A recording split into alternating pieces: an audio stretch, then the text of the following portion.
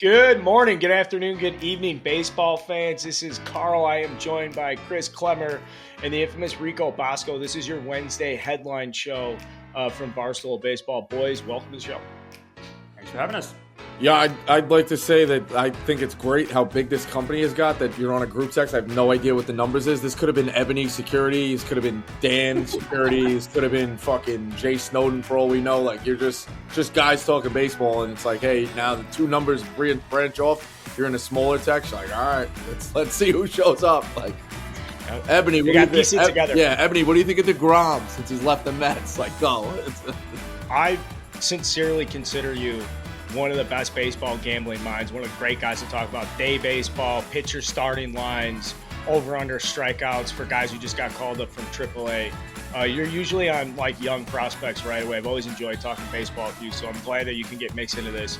And then obviously Clemmer, you just have a weird baseball brain, man. You're a tortured Mets fan. I'm sorry you guys are getting your fucking asses kicked. We're going to get into that off the top.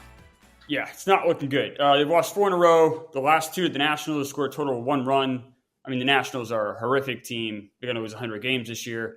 They just look lifeless right now. I was at the game last night. Just no offense, just really just shitty at bat after shitty at bat. Yeah, I mean, just not a lot of, obviously you have the Scherzer suspension. So you're like, all right, how does that fuck up the pitching staff? But honestly, my biggest worry right now is the offense. It just looks like trash.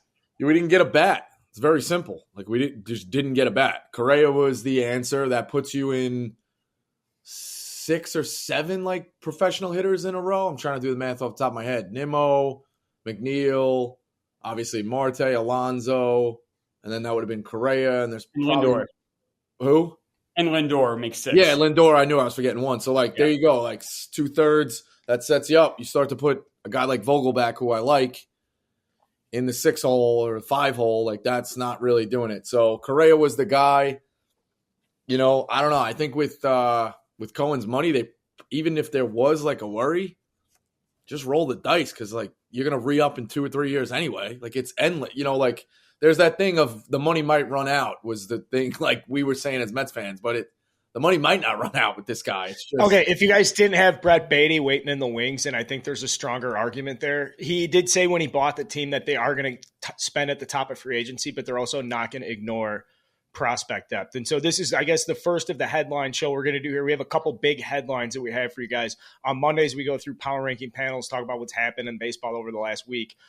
This is kind of more big picture, high level stuff. So off the top, we've got a little heat check here. Obviously, Mets, on the record, we talk about this. I say, hey, the record's good. You guys say, you're not watching them close enough. You're not watching them close enough. So part of the heat check too. The other couple teams I want to throw in here, obviously, Astros are just on fire. And they were so slow out of the gate with a couple of bad series losses that now they're just so good. They're so good. Was anybody even remotely worried after they had lost Verlander with some of the other guys emerging in the rotation? Or was it's just a matter of time, right? This team's going to win 100 games. Yeah, of course. This is a really good team. And not only that, they don't even have Altuve. Jose Abreu isn't even hitting my weight. Like, they're just not playing particularly great, and they're still winning games. And now they're starting to hit that next gear. The Astros are awesome. They're going to be awesome this year. I had zero concern. I do worry a little bit about not having a guy like Verlander with balls the size of my head in that rotation. You're always going to miss a guy like that. But, I mean, you talk about deep lineups. Like, I mean, they don't even have Altuve, and it's Pena, Bregman, Dubon, Tucker, Alvarez, like Abreu. It's insane. They're loaded. So the word I would use to describe the slow start and the year for the Astros is kind of like bored. They won their title. You see it a little bit. I also think we've watched it last year. Like, I think they started a little slow last year, and then weren't the Angels in first place for like a week? Yep. Early. It was very early, but they had a crazy winning streak, and then they had a crazy losing streak and fired Joe Madden. Yeah, and yes. The Astros are like, okay, like no matter what, like I feel like it's like don't worry about it. Yeah. Like the Rangers are doing well. You got the Angels out there, and the Mariners are spunky, but I think they're bored. I think they know it's kind of like the NBA regular season. They know, all right, we'll do what we got to do, win the division, and then when the playoffs come, we'll turn it on. You can't beat us, and nobody really. Now, has. I do want to give credit though. The Rangers, they did just get swept, right, by the Reds. They did in dramatic fashion too. All three were coming from behind victories by the Reds. 2 of them were walk-offs. on the Sunday show, I was talking about how great Bruce Bochy is with bullpens, and then he basically just lit 3 games on fire. I mean, the Reds aren't very good, but that is concerning about the Rangers, though, is that bullpen in turmoil. I don't know. The Astros will be in first place, by Memorial Day easily, if not way before that. Yeah, they're just cruise control, complete cruise control. Any update on Seager coming back? I know he's on that 10-day IL, and the way the shift is lined up for him is they shifted on him. He is the most shifted player in baseball last year. It was like 98.3%. The biggest pull guy. And so people said, hey, when no shift, here comes Corey Seager. I think he was hitting like 380, but he's on the IL. The heavy shit. The Texas Rangers tremendously benefited from taking the shift away. Marcus Semien, as a righty, I think they were shifting on him like 80%, taking the second baseman on the other side of the bag.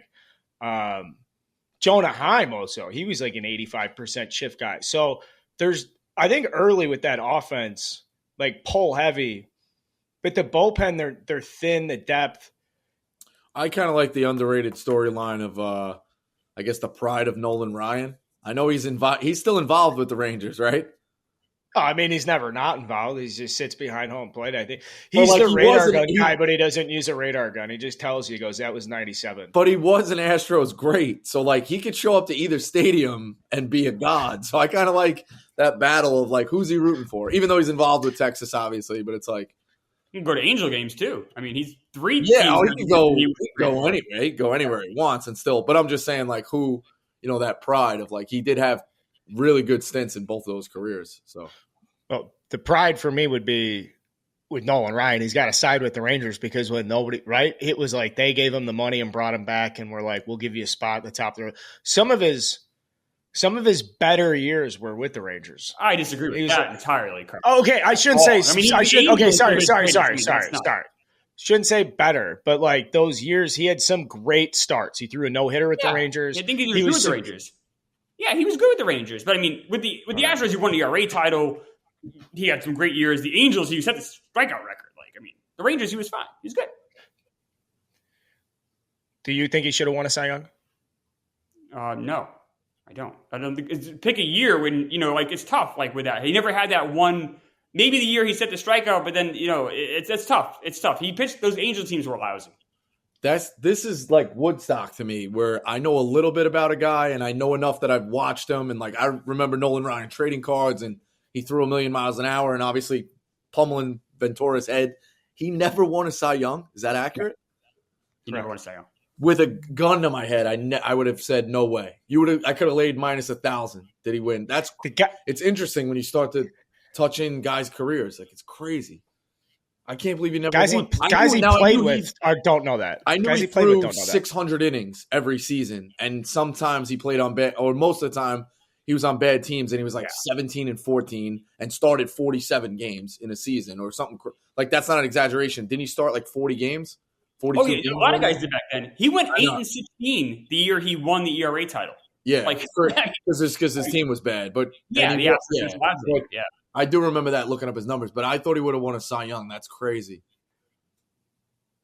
We'll stay heat check here. I like this tangent though, and that's part of the reason I can go down Nolan Ryan tangents. So I actually was a Texas Rangers fan for a brief moment in first grade. I had a Texas Rangers lunchbox because I remember watching Nolan Ryan pitch, and I was asking my dad, I'm like, yo, what's the deal with this guy? And he's like, that's the greatest pitcher of all time. Yeah. I was like, all right, I like that guy a lot. My dad likes this guy. Okay, I should get their lunchbox. Speaking of my father, he's a White Sox fan. They are awful. The White Sox are a complete shit show. I thought maybe when they got rid of La Russa, they would improve. That hasn't helped. Their team ERA going into today was 5.53. I just looked it up. It's just a nightmare. And like Rico said, they're not even treating their fans very well. They're treating their fans like dog shit. If you're a fucking, 8-17 team, you think you'd be a little nicer to the people that come out and spend money on your product. It's not like you're, the Astros where you have win after win after win. You're a dumpster fire. Be nice to your fans. This is the time to do it. Yeah, and when you say the ERA, can we factor in the fact Dylan Cease is on that staff too? It's crazy. I mean, he's one of the, he's a true ace in my opinion, and they still are a complete one of the other than the A's, they are one of the worst pitching staffs in baseball. I should put my hand up here. I really messed up at the start of the season in saying I thought that they'd surprise a lot of people. Nah, I don't think so. I think if you take I've been so disappointed with this manager. But I think if you take a chance in either Central, I'm never going to call you an idiot. If you're giving out somebody anywhere in both Centrals, I know you're a Cubs guy, but look at it now. The Pirates are there. The Cardinals are having maybe their worst year in 20 years. I think the Central is always kind of a fluky division. Anyone who takes a shot on teams like that, I don't have a problem with. I really don't. I mean, Carl, we were day trading it last year in hot ice. We were like, Minnesota's moving up, Cleveland's moving up. White's, who do you want to play? We were literally day trading them all at 180, 200. Take a look. They're just fluctuating like day stocks every day. Truthfully, they're moving up and down. So anybody who wanted to chase a plus sign on that, I don't have a problem with. I mean, even right now, the Tigers are 4 games back. I know it's super early, but the Tigers are horrible. The fact that the Central is that much of a shit show is proof. Okay, well, I will support and disagree with that. I'll support it and say that there's 4 teams in Major League Baseball right now whose team's OPS plus is 85 or worse, and all 4 teams are in the AL Central. It's 2 through 5. The Royals, White Sox, Tigers, and Guardians. The Tigers are 1-11 against the American League East, and they are 9-4 against the rest in baseball. So there's something there. Maybe. New leadership. Scott Harris came over from the Giants. He's a Theo protege. He was the first guy Theo hired to Chicago out of the Boston Red Sox group. So obviously he brought his crew from Boston, but the first person he hired him was a 26-year-old kid with no baseball experience. Cal Berkeley, lacrosse player. I mean, you want to talk about somebody to hate. Just Google a picture of Scott Harris. He's handsome. He's funny, educated. His parents are super successful. Anyways, this guy was bred for success in Major League Baseball. I have I mean it sincerely that I think he is the next great administrator in baseball. And so if it's not now at the Tigers, if it's not 2 years from now at the Tigers, any little bit of success they can have right now is going to pay dividends because it's going to help that movement just come a little bit quicker. You want these guys to succeed and all that stuff. Okay, a guy who's also back, Fernando Tatis Jr. Now, the Padres have a lot of problems. I don't really want to talk about the problems. I guess suppose for this, do you guys care that he got suspended for PEDs? Or in August – when the Padres are hot, are you guys going to be bothered by are you guys going to be fuck this guy? I always look at things if I was his teammate. Now, stories get mashed up in my head because, I'm trying to learn the Mountain West in college basketball, preparing for football. Things are crazy. Help me out here real quick. Didn't he have a weird injury, a Cespedes type thing? He wasn't supposed to be doing something. What did he do? A motorcycle, dirt bike? Yeah. Okay. So he did that, Carl. Then he gets suspended. Mm-hmm. Then he comes back, and I see a clip the other night. They're taunting him at Wrigley, which you got to expect. They're down. He's got Snell on the mound, and he's dancing to the mockery, which, if that's how you want to combat things, probably as I've learned here, it's probably better to laugh at it rather than drive yourself mentally insane. So I guess it's good that he's doing that. But if I'm Snell, I'm dude, at what point do I not take you in the shower and beat the shit out of you? Because you did the dirt bike thing, you did whatever. You got suspended when we had a shot to win the World Series. They got damn close without him. And now you're doing this? I think bad teammate. It doesn't really matter to me about the steroids. It matters to me about the multiple occurrences. Yeah, I mean, he's 24, and they said all last year, he's going to learn to be more mature. Maturity is what we heard. And like Rico said, now he's doing, dancing up a storm. I don't know. I do care about the steroid stuff. I mean, it's hard to tell in August. I can't. But right now, if I'm watching a game and I see Tatis, it's the first thing I think of. He's missed all last year. And like Rico said, they were a doorstep away from making the World Series. Padres only made the World Series twice their existence. That's a big deal.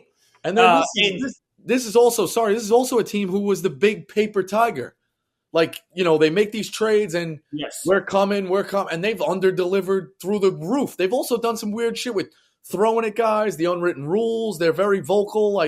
You guys, there needs to be somebody in the clubhouse to have a team meeting and be we haven't done shit. Let's pull back just a little bit here. Sorry, Chris. No, you're right. They're 13-13. They're 500 right now. They haven't done shit.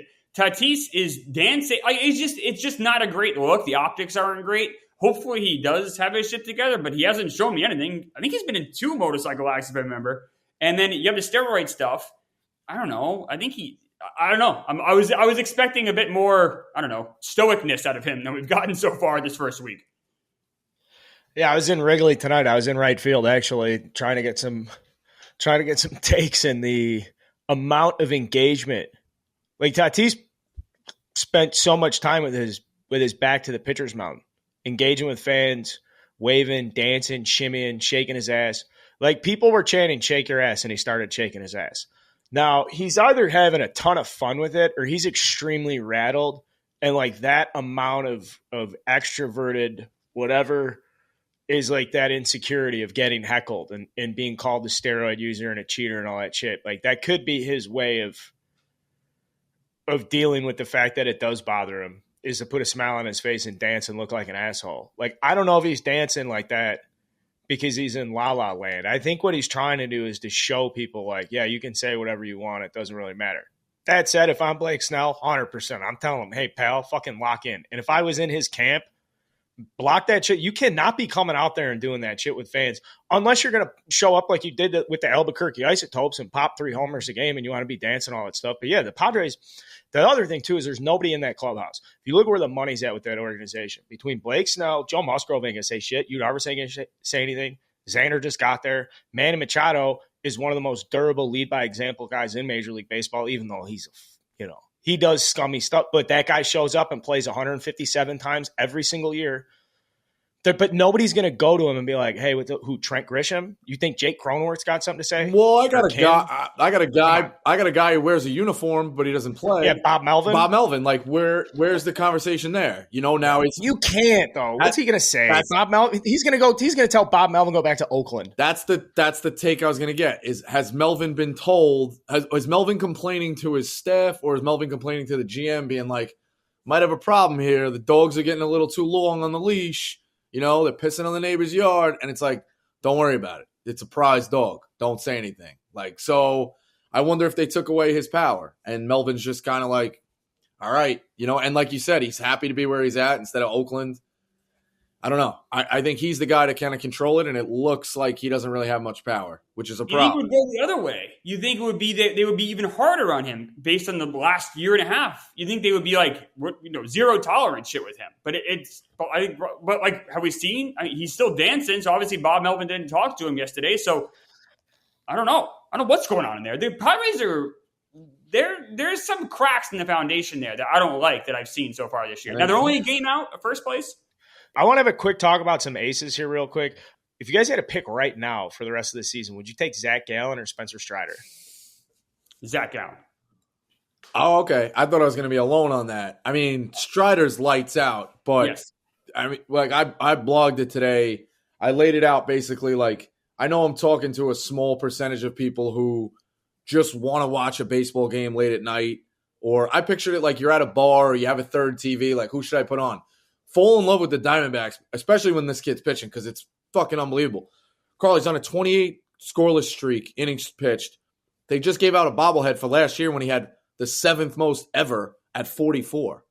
ERA is a 2.15 this year. His first 2 starts, he gave up 5 and 4 earned runs. So, like, he tanked his first 2. That's like, like as a kid in the marking period, your dad would be like, you got to pull it up. It's like, I'm holding a 95 average right now, and I tanked the first 2 tests. Like, how great must I have been? It's like impossible what he's doing. 51 strikeouts, 5 walks. It's unbelievable. Now, with that said, Strider's disgusting. Like, Strider's disgusting. 30 innings pitched, 1.8 ERA, 3-0, 49 Ks, 11 walks. Last year, his numbers were insane. Carl has all those numbers. I don't want to, jump on that. The only thing I worry about, have the Braves, you look long-term, have the Braves developed any kind of star arms over the years? Like, did they have any stars in the 90s that went on to be, the best rotation? So if you're Strider, you got to worry a little bit about what franchise you're with. They don't have a great foundation over there in Atlanta. They don't build up good arms. So you got to worry about that. And maybe they won't, you got to worry, can you, did the franchise ever win 12 out of 14 banners or 14 in a row? I don't know, man. Maybe you shouldn't sign long-term in Atlanta. You don't know about that foundation. The foundation might have some cracks. Let me take Strider before we go back to Gallen for you, Clemmer, because I did some research on Strider, and the amazing thing that jumps out is just how hard it is to hit against him. The batting average against, the OPS against him through his first 25 starts since he was born, since 1998, is the lowest career OPS against. His career average numbers, he's faced 650 hitters in his career. There's about 650 plate appearances in a season. So you could look at his career numbers and just say, all right, well, that's just just for purposes of understanding how good he is. Just take his career average over the 650 plate appearances he's had and just say that's like one major league player. And it's a 505 OPS, which would qualify as like the 13th worst player in the history of Major League Baseball. And since he was born, it would be the worst season. It'd be the lowest OPS. It'd be the lowest career OPS. It's like 15% worse than Chris Davis's 2018 season. That's how bad the average major league hitter is against Spencer Strider, and he's only made 25 starts. He's already had his Tommy John.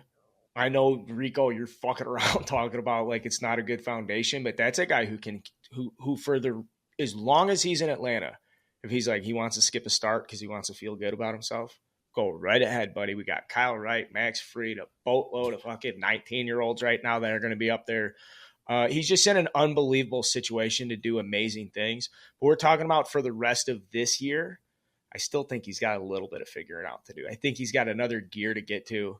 When Zach Gallen pitches, it's like watching a guy paint. It's like watching Bob Ross get up there and just throw the fucking waterfalls on the canvas. Yeah, I'll say this. If you said who's better chance of throwing a no-hitter this year, Strider or Gallen, I'd say Strider. I think Strider has the best chance to throw a no-hitter of anyone in baseball.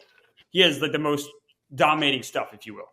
But Gallen is a legitimate ace. You could make a case he's the best pitcher in all of baseball. I mean, you got Garrett Cole in that argument.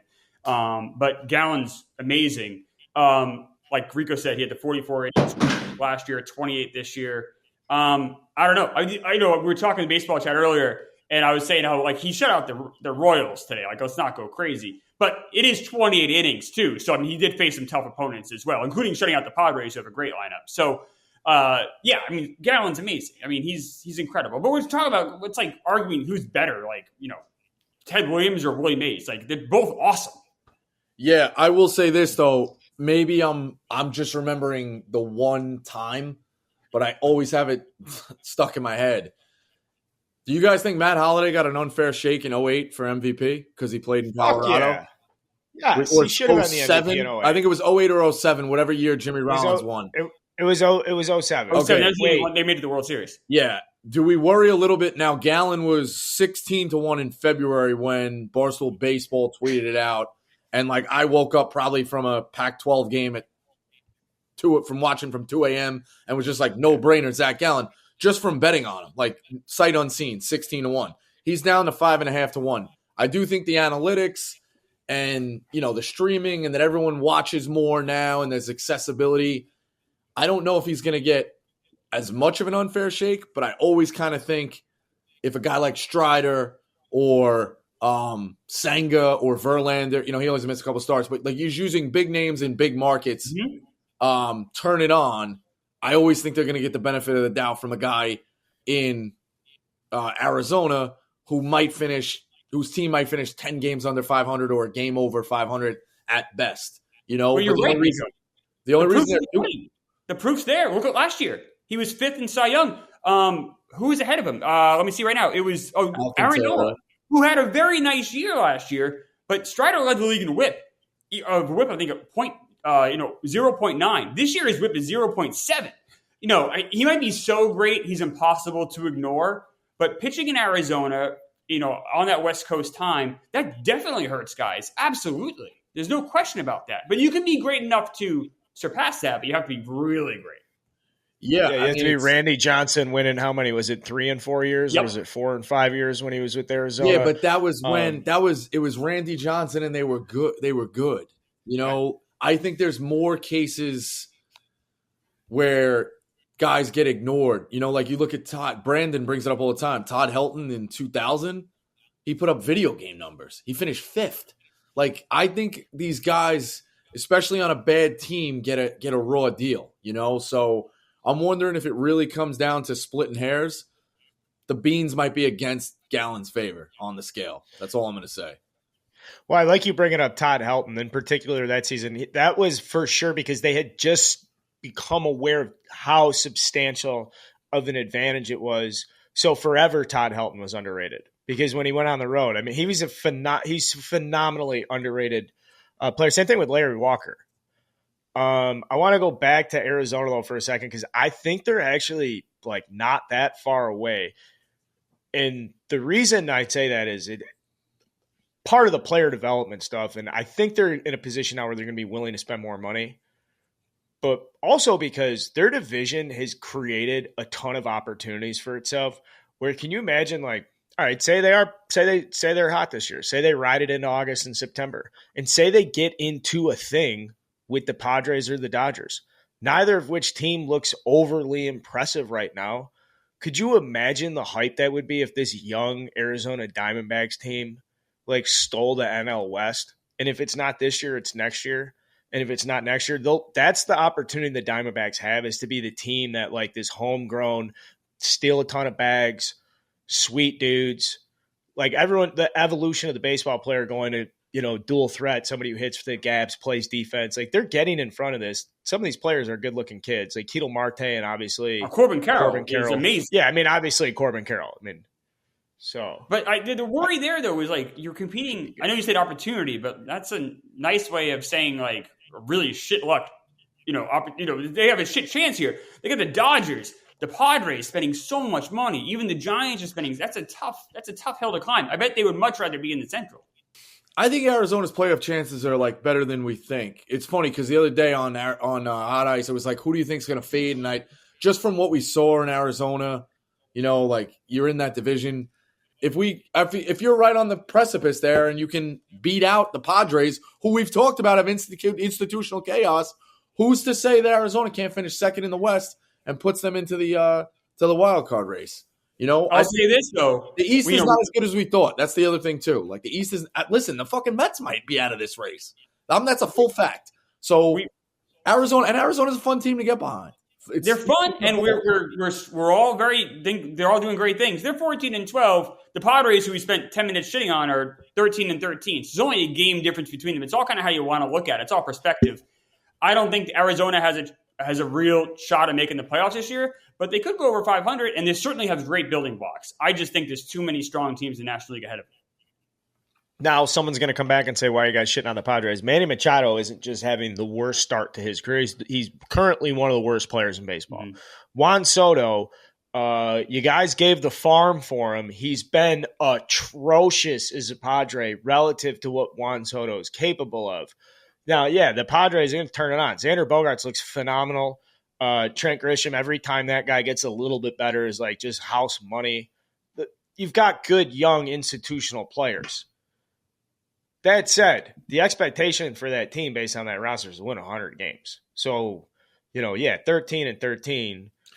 It's disappointing. It doesn't seem like that. It seems like they can't go. It just seems like they can't get on a streak. It is funny that they've like geared up and we are shitting on them. It's just that they've geared up to be this super team and they may never win their division because the Dodgers, now I know they're in cruise control too, but like the Dodgers are a fucking super team too. So, I don't know. It's like I look at it as two neighbors trying to compete of like, I put in a hot tub. Well, I put in an Olympic-sized pool. I redid my basement. I added a fucking third floor to my house. Like, you just can't beat these guys. You can't beat the neighbors.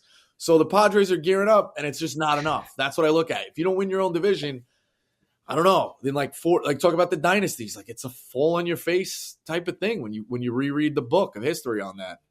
From aces to Vegas. Real quick, do you guys think Vegas is a good baseball town? I hated it at first, and then the more I learned, 35,000 stadium, small, more kind of like go watch your team in Vegas. I hate what happened to the Oakland Athletics, and I don't want to talk about that. I'm not talking about that. I'm talking about Vegas is a baseball town. I'm moving on. We're in Vegas. Fuck John Fisher. Yeah, I mean, I'll talk about Vegas real quick. I mean, with the expansion, you never know, right? Now, this is moving. I know it's a little different, but a new market, you never know. I remember when I was a kid, there wasn't a baseball team in Florida. It's like Florida, Florida, Florida. And then there's 2 teams there, and neither one, I think you could say, is successful as far as getting fans in there. But Vegas, the Golden Knights do really well. The Raiders so far seem to do okay.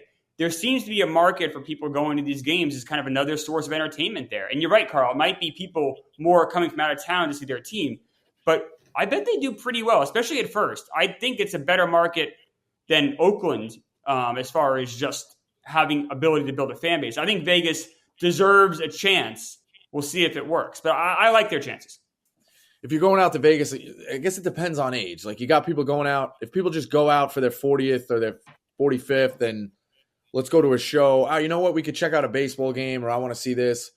You know, and then you still have I don't think the young crowd will put Vegas in their itinerary of also going to a pool party and like chasing skirt and going to see Marshmello at Excess at night. Like, I don't think we're working that into Carl's bachelor party. Like, I don't think that's working its way in of a baseball game. I do see older people being like, oh, you know what? Let's check out a game. And I like the 35,000. It's smaller. It's an interesting aspect. I think the town that could have that fun of like every night's a party is Nashville. Yes. I would make the entire, I don't know, it's probably not feasible for seating and like you want people to have season tickets. I'm just envisioning a baseball stadium where the entire outfield is like standing room only. Bunch of bars, a lot of fun. I don't know, contests for home runs, catch a home run, fucking get a uniform. I don't know. But like I just always, I've never been to Nashville, but Nashville gives me like just full-blown party vibes. Like, I don't know, like a row of frat houses. You don't Nashville's getting a team. Yeah. Like the next thing you know, you're walking down the street, and the next thing you know, like you got 4 business cards, you got a friend, you're on a fucking text chain. It's like, what just happened? Like, everyone's passing a drink. I think Nashville is like straight up frat house row. They're absolutely They got a team. They got a team. This Nashville Sounds. No, they're getting a major league team. They're going to be the first when expansion happens, which will be very soon. Now that Oakland's situation is resolved, once Tampa gets resolved, MLB will announce expansion. Nashville will be the first one to get it. They have minority ownership already in place. They have an infrastructure there. They already have community and business leaders involved. That's going to happen. Back to Vegas for a second, real quick though. One concern I have is it a big enough media market? You know, Vegas, yes, is great, but then I don't know if you guys have obviously been to Vegas. Like, once you leave Vegas, there's nothing around. And Nevada's population isn't huge. So I guess that would be a concern is like, are there enough business, like large businesses to go out and buy those suites and do those things? And there's enough money in the TV and radio, although even that's changing with streaming. That would be my biggest concern with Vegas more than the actual, like, who's buying the tickets. It's a good point, Clever. I'm actually thinking about the map right now. I know they could go to like pull some parts of southern Utah, but there's like nothing there. Like Reno, but like that's not a big, like there's not, Nevada's very, outside of Vegas is very small. Now, here's what I think with this Vegas stadium. I think this Vegas operation is going to be a very good look at what Major League Baseball wants out of the future of the game, because they're going to be calling all the shots. This might as well be like a Russian oil company or Russian utility company. Like, that's not really owned by John Fisher. They put a bid in with a guy who like went to college with Bud Selig or something. It was not the highest bid by any means. They gave him the team, and the owners were like, all right, hey, you got admitted to our little club.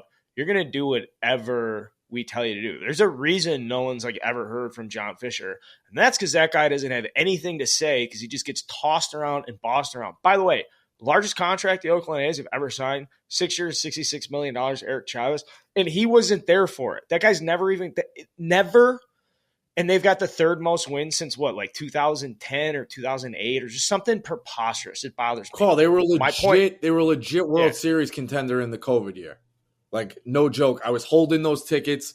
They held a lead. They held a lead twice in most of the games. And in all of the games, I think past the 4th inning against the Astros.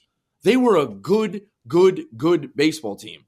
And I think outside of that COVID year, maybe they get a better draw, or they, I don't know. It is what it is. But, I mean, they were right there with the Astros 3 years ago, and not one of these guys is around. It's just what they do. Since the year 2000, the A's have made the playoffs 11 times. Like, they are for a long time were annually one of the best teams in the American League, like full stop. And now they are the worst team I've ever seen in my life. Dude, if you go back to maybe 1977, you could say they're probably behind the Yankees, behind. I mean, sure, Braves. maybe the Red Sox. You'd Maybe probably wanna go I'm back saying a in bit the further, American though. League. You'd want to go back to like 71. Oh, 71. Yeah, 70, they were winning 71. championships then, right? Yeah, Okay. They won in 71. I'm sorry, 72, 73, 74. Do you want me to be honest with you? I was confusing Reggie Jackson championships because he won with the Yankees in He 77. did. He and won 3 78, with he has 5 rings, so he did okay. God, Clemmer, I honestly, this is why one of the reasons I love having you around, like just instantly, the last thing I had on the plate was Brian Reynolds to Pittsburgh, and I feel good about this. I feel good that Brian Reynolds got extended. I do think it's smoke and mirrors because I don't want to be distracted from the fact that Bob Nutting is a horrendous owner. Like, I don't want this to deceive me because right now I'm like, oh, maybe this is a sign. Maybe it's turned. Maybe the criticism's gotten to him. Maybe they've saved the money. You know, McCutcheon's home. Fans are showing up. They could see an opening in the Central. Maybe. The answer is no. I'm a fool. Anyone who thinks that's a fool, I'm happy for Brian Reynolds. He got a bag, but the contract actually really isn't. It's 8 years, right? That's a long fucking time. It's only his most expensive year is like $15 million or something. I think he's better than that. It's Annual too value smoky. is crazy low. It's a wild, and it only buys out 2 years arbitration. He bought out 6 years of free agency, which is a ton. He's 28, so but that's the rest of his career. Now he's a Pirate. The Pirates, by the way, 17-8. Like, they're playing amazing right now. They just signed their best player. Look, Pirate fans have a tough. I mean, they haven't won a World Series since before I was born, and I'm old as shit. So, like, that's not great. Like, they deserve a good week. So, their ownership sucks, but for now, you just kind of tip your cap to them, I think, right? Be happy for them? Yeah, I'm happy for him. I'm happy for Derek Shelton. I've talked for a long time on the Chicago stuff about like what the way that guy manages and his message is really pure and sincere. And someone could say, like, what difference does it make? What does a manager do? Like, go listen to the way Derek Shelton talks to his guys and tell me that doesn't make a difference in those guys showing up to play. You've seen the clips of Tom sort of telling his players, like, you're the best. You're the absolute best. Now, whether or not, like, I'll tell you, it doesn't hurt that player. And some players will say, like, oh, it absolutely lifts me up to, like, have a coach around me that supports me and stuff. Now, Derek Shelton isn't, like, a cheerleader rah-rah like that. But Derek Shelton will follow his guys into an alley. Like, he is so committed to the camaraderie of a clubhouse.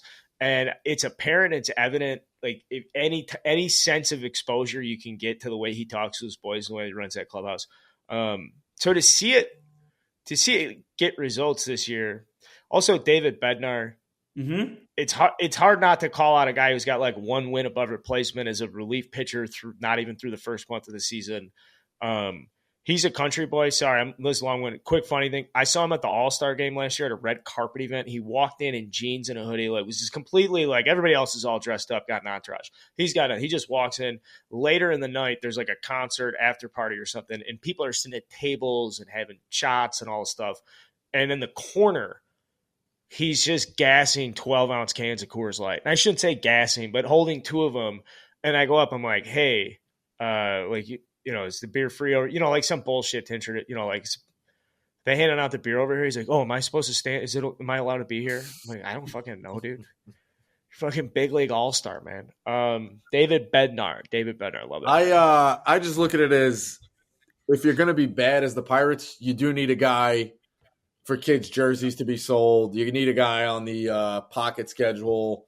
You need a guy for the ticket office when people they call up and are like, what's the direction of the franchise? Well, we got Reynolds signed long-term. We're just trying to build around him.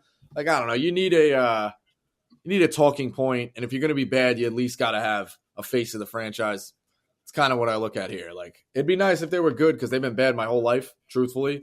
Like, aside from a couple of wild card games, they've been bad my whole life. But a nice stadium too. Kind of feels like a waste. But beautiful stadium, amazing. I just think they needed a guy to sell tickets, and that's kind of what this is for sure for now. People don't talk enough about how much the Pirates fans have gone through some shit. The three, they went to the LCS 3 times in a row, 90, 91, 92, the whole Bonds before he left. And even before Bonds left, Bonilla left a year before that. Everyone forgets that. And I think Drabek left before that too. So, they had some great players go through there. They came really close 2 of those years, especially. And I said they haven't made a World Series. I'm 43 years old. They've never made a World Series in my life. The last time they went was 79 when they won. So it's a tough road for them. They deserve, like Rico said, they deserve a face of the franchise. Someone that like a third grader can be like, oh, my favorite player is Brian Reynolds. And he's, he can wear his jersey and have a t-shirt and be excited to go to the ballpark to see their favorite player. That's important. So I'm glad the Pirates at least locked him up. And cool Reynolds for signing cheap, I guess. I don't know. I think you take the money. I think those guys like that, I don't care how bad your team is, you take that money, especially if it's guaranteed. $100 million, that's like life-changing money. That's why I think a lot of these Braves guys, like they all know if they hit the open market, they could get more. It's kind of like the scene in War Dogs. Like they just, the guy's yelling fuck and he's hitting the wall, but you just signed the multi-million-dollar. Like you made money. He's just mad he's not making more. But I do think a lot of these Braves guys were like, anytime they put the long-term deal in front of these guys, like you can't doubt it. You can't, as much as you want to bet on yourself and it worked out for Judge, just take the money long-term because it's guaranteed, So someone gives you 9 figures. It's hard to walk away from that, especially if you've only, you haven't been in the league for especially a long time. I mean, $100 million. Right. Is there that much of a difference between 100 and 400 million? I mean, obviously there is, but like the 0 to 100 million is a much bigger difference. Yeah, and I don't think it's guaranteed that you're going to get 400. So no. Yeah, especially this is a guy who showed up to Vanderbilt as like an undersized. I think he slugged like 430 or something his freshman, sophomore year in college. Going back to the point, like you tell this guy here's $100 million. You're 28 years old. Especially league minimum stuff. No, I shouldn't say a guy signed for like $1.5 million is just standout stud all conference player at Vanderbilt. But yeah, probably too with a lot of the just uncertainty when people throw your name around. Hey, the extension's coming. We should extend you. Do you want to be extended? He's also been been in what 69, 84 different trade rumors. The last 2 years. So, like you said, like just knowing where you're going to be for the next few years probably is pretty nice too. And if they really suck, like in 3 or 4 years, he might be able to restructure something too. So it's like, all right, I'm guaranteed 100, but at worst, like I could do dog shit and make 100. But if I'm really good and they suck, I could restructure to 150 and make that back too and play till I'm 37, 38, like whatever. I don't. It's take the money is really what it comes down to. You put the money in front of somebody, take the money. Well, he has a chance here too to be Pittsburgh. Like he's just going to be Mr. Pittsburgh if they are good and they compete. Like he's a good guy to build around too in the modern era, I guess. Right? Like $15 million for Brian Reynolds in center field. Like that's a steal. That's honestly such a steal. I mean, they're going to have to move him over to left or right with a couple of years probably. But regardless, it's still a steal for all the reasons. Well, are you sending the shortstop out to center field? Well, we'll see how he does when he gets back. He still needs to learn a number of things as far as like making contact and having a better batting eye and a number of things there. But and also the injury now, we've lost a whole year of development for him too. So, the one thing now I'm realizing too, O'Neal Cruz is not necessarily a bad second banana. I know he's hurt, but now all of a sudden you might have 2 stars. Like that's how you build, like 2 really good bats. Yeah, but go ahead. Well, no, I mean that's what Clemmer's saying is like he's got to. This is probably the first like player in the modern social media era I can think of that's going to confuse our brains at he's a very confusing player because you see the highlights and in a very short sample you can be like that guy's amazing. But at the same time, if you watched him every day for hours every day, I imagine it's frustrating because he does not have the fundamentals down. And this is a game where you just have to have the fundamentals to be as good as you can be. So you see these glimpses and these flashes. So we'll see where he plays out. Right now, the popular opinion about the guy is he's like a first ballot Hall of Famer. Like if you just ask a casual baseball fan, but that guy's fucking awesome. Now, if you watch somebody who's in the trenches, they'll tell you fucking swings over fastballs in the middle of the plate. takes him down. Like there's things that just fundamentally just piss you off about him, but he's so young. I mean, he's going to be a stud. He can be a stud, is what I should say. Right? That's what I'm saying. Is so confusing. This might not be the best comp because he doesn't have the same talent, raw talent exactly. But Will Cordero was a guy in the minor in Montreal, like 94, 95, 96. And you did not just fucking pull Will Cordero. Drop Will Cordero. Now he couldn't. They put him at shortstop. He couldn't. He was defensively a nightmare, but he could hit. He looked like he developed some power. But you know what happened? He was kind of a lazy player. Never got any better. They put him in the outfield. He never worked on himself, and he ended up. He also had some major domestic abuse stuff. I'm not comparing that element of it, but he was just kind of he never got any better. He never worked at it. Now, if O'Neal Cruz works and gets better, then yeah, he's got some great abilities. Or you could end up becoming, like I said, kind of a journeyman guy like Cordero. This part of the show is where I don't want the show to end because I just want to ask Clement random questions about stuff that's in my head right now. I won't. I will close with this, though. I sat down with Mike Cassiano today. You met him at the Mets game last night. Clement, who's Mike Cassiano? This guy's amazing. So this guy is trying – Carl wrote a blog about it. This guy's trying to go to 10,000 professional baseball games. He's been to 8,000 major league games. He's seen 14 no-hitters, 2 perfect games, over 50 World Series games. I talked to him about 10 minutes in the 7th inning. Last time I was at the game. He had so many cool stories for like a baseball nerd like me, like going through, I went to, David Wells, David Cohn. Those are the 2 perfect games he went to. And he's listing off these no-hitters. He listed off no-hitters that he just missed, had tickets to. The last 60 years, he's devoted his life to going to all these games. So he's like a walking history lesson. How does he have the money? How does he have the money? Bro, he goes $4,000 a year. He's got season tickets to the Yankees that are $32 face value per ticket. He goes, cheapest ticket imaginable. I said, ballpark etiquette. What about moving up seats? He goes, you have to. I mean, what you got to. If you can move up a seat, you move up a seat. That's just what you do. Buy the cheapest ticket, get in. Season tickets to the Mets. Since 2009, is that when Citi Field opened? Yes. 09, yes. Yep. Okay, since 2009, that dude has missed 3 home Mets games. Is passionate about going to baseball games as anyone is about anything. Like Zuckerberg wasn't this passionate about the algorithm. I'm telling you.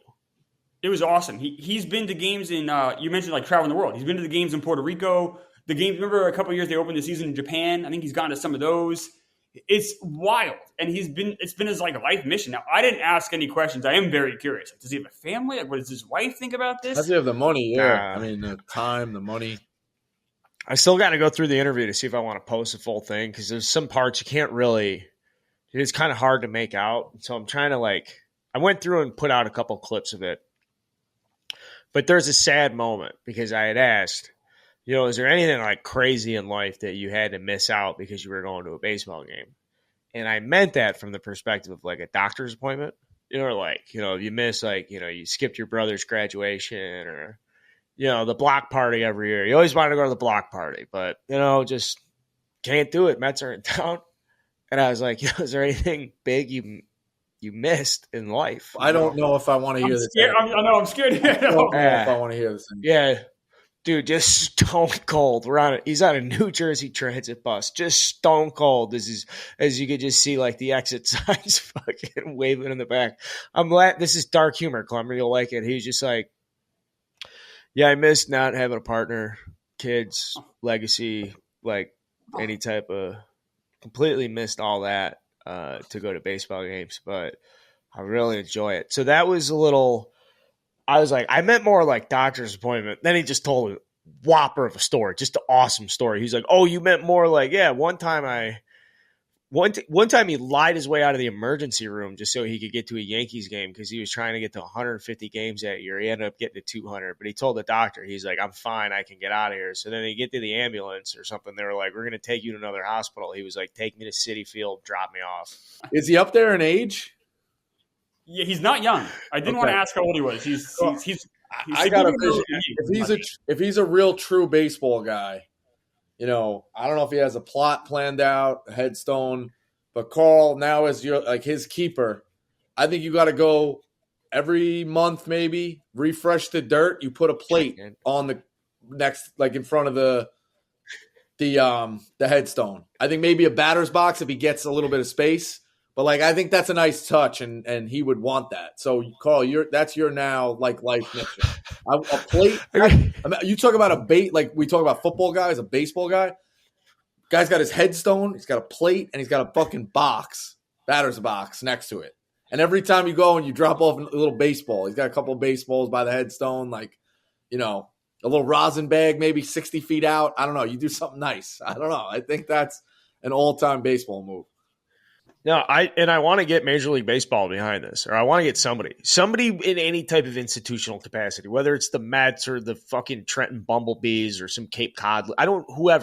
Whoever, just somebody recognize this guy and let him throw out a first pitch, or like let his nephew Bat Boy or fucking throw his name on the Jumbotron or something, or like that should be sick. Like he goes to a stadium, they should throw a shout out like, yeah, welcome Mike Cassiano, number fucking 9,300 or something. That's nice. He has awesome stories. He's a funny guy. Like he brings a lot to the table. I love this guy. I'm all in on this. I hope he gets it. I love this. The ticket stub collection's got to be fucking insane. We'll be back. This is the first headline show. This is the pilot episode. Save this one. It is going to get released. Tighten it up. We're back.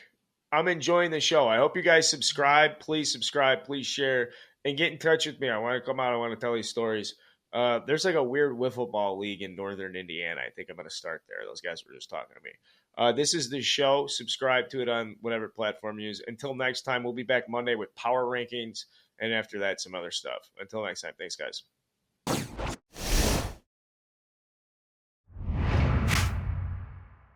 How many perfect games or no-hitters have you seen in your time?